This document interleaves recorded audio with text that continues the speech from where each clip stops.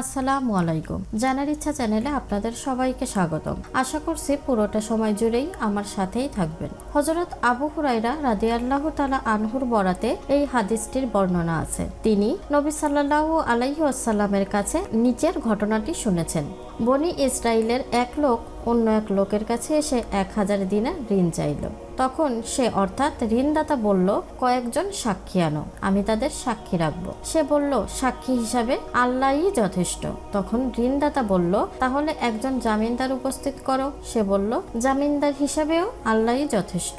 ঋণদাতা বলল, তুমি সত্য বলেছ। এরপর নির্ধারিত সময়ে তাকে 1000 দিনার দিয়ে দিল।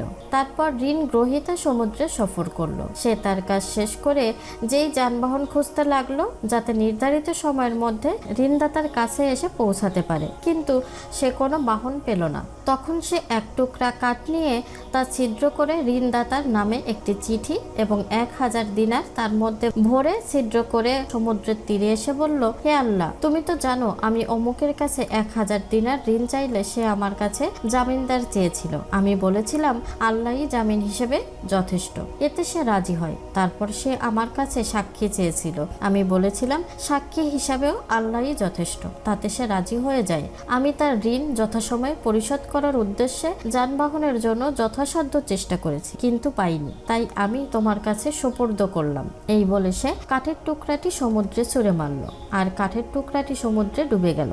লোকটি ফিরে গিয়ে নিজের শহরে যাওয়ার জন্য যানবাহন খুঁজতে লাগলো।